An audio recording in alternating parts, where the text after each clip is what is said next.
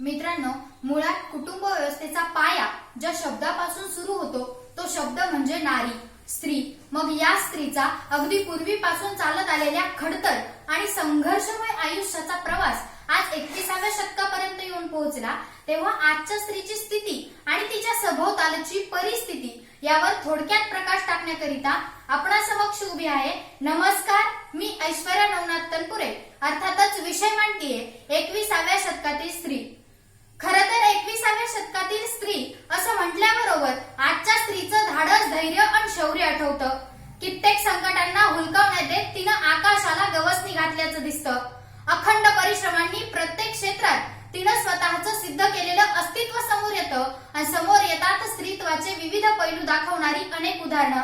धावत्या रेल्वेतून बाहेर फेकल्या गेल्यामुळे आलेल्या अपंगत्वानंतरही जिद्दीनं एव्हरेस्ट सर करणारी अरुणिमा सिन्हा, जीवनभर आदिवासींसाठी ज्ञानयज्ञ तेवत ठेवणाऱ्या समाजसेविका अनुताई वाघ, जागतिक विजेतेपद मिळवून क्रीडा क्षेत्रात ठसा उमटवत सुपरमॉम म्हणून ख्याती मिळवणाऱ्या मेरी कोम, जगातील सर्वात तरुण पंतप्रधान म्हणून ज्यांची निवड झाली त्या फिनलंडच्या 34 वर्षीय पंतप्रधान सॅना मरीन, आदिवासी पाड्याच्या जगण्यातल्या संघर्षातून सुवर्णपदकापर्यंत धाव घेणाऱ्या हिमा दास, म्यानमारच्या लोकशाहीसाठी झटणाऱ्या सिऊ की आणि जलतरणपटू स्पर्धेत सर्वोत्तम खेळाडू ठरलेली आकांक्षा ओरा.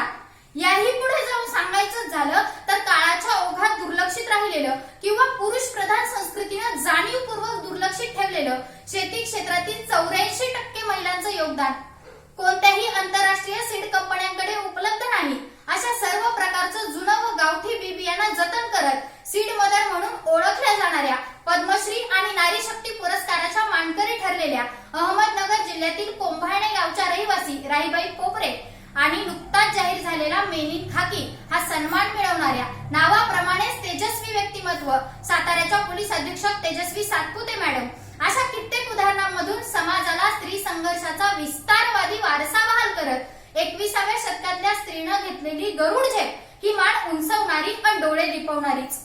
परंतु याची दुसरी बाजू मांडणं सुद्धा मला तितकंच महत्वाचं वाटतं, कारण हीच स्त्री आज एका मागून एक अन्याय आणि अत्याचाराची बळी ठरतीये. तेव्हा होतंय काय तर निघतायत फक्त कॅन्डल मार्च, सस्तायत पेपरचे रकाने आणि विविध माध्यमातून दीर्घ चर्चा होत राहते, परंतु ती मात्र निशब्द होऊन जिवंतपणी मरण पाहत असते. मग कॅन्डल मार्च आणि चर्चे पलीकडे काहीच न करू शकणाऱ्या आजच्या समाजामध्ये वावरत असताना अन्याय, अत्याचार, छळ, विनयभंग आणि वखवकलेल्या नजरांचा सामना करणाऱ्या अशा असंख्य स्त्रिया, अत्याचारानंतरही जगण्याची उर्मी मनामध्ये ठेवून जगण्यासाठीची केविलवाणी धडपड करणारी निर्भया आणि अशा असंख्य स्त्रियांचं शोषित जगणं डोळ्यात पाणी आणतं.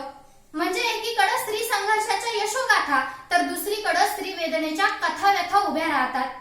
परंतु कोमल है, कमजोर नहीं, शक्ति का नाम ही नारी है, सबको जन्म देने वाली मौत भी तुझसे हारी है हे शब्द सांगून जातात की स्त्री जेव्हा जेव्हा पडली किंवा पाडली गेली तेव्हा तेव्हा परिस्थितीशी दोन हात करत स्वबळावर उभं राहत पडत पडत घडलेल्या कणखर स्त्री व्यक्तिमत्वाचे विविध रूप पाहिल्यानंतर लक्षात येतं की अनेकविध समस्यांनी विणलेलं जाळं आपल्या अमाप कौशल्याच्या जोरावर बाजूला सारत स्त्रीचा शत्रू असते हा कलंक पुसून एकमेकींचा आधार होत, चार भिंतींचा उंबरठाव लांडून हातात कम्प्युटरचा माऊस घेत फक्त दिल्लीचं तख्तच नाही तर अंतराळापर्यंत झेपवलेली, भाकरी परी करपत असताना काजळलेल्या तव्यापरी हसण्याचं कसब बाळगणारी, भक्ती शक्तीचा संगम आणि दिव्यत्वाची प्रचिती, संघर्षाचं अत्तर लावत आव्हानांना उत्तर देणारी, सर्व कल्पना अस्तित्वात आणत आयुष्याची वाट बदलणारी आणि महत्वाकांक्षा पूर्ण करूनही घराचा किल्ला राखणारी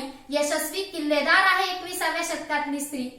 एका आभाळणाऱ्या मनस्वी विस्ताराची कथा आणि सनातन बाहेर खाली उन्हाच्या कटाविरुद्ध तेजानं फुलणारं गुलमोहर आहे ती, जी जाणते की स्त्री स्वातंत्र्याच्या नावाखाली भरकटत जाणं म्हणजे पुरोगामित्व नाही आणि जाण ठेवते याचीही की स्वातंत्र्य म्हणजे स्वैराचार नाही, असत्यापुढे झुकत नाही ती 21व्या शतकातली स्त्री.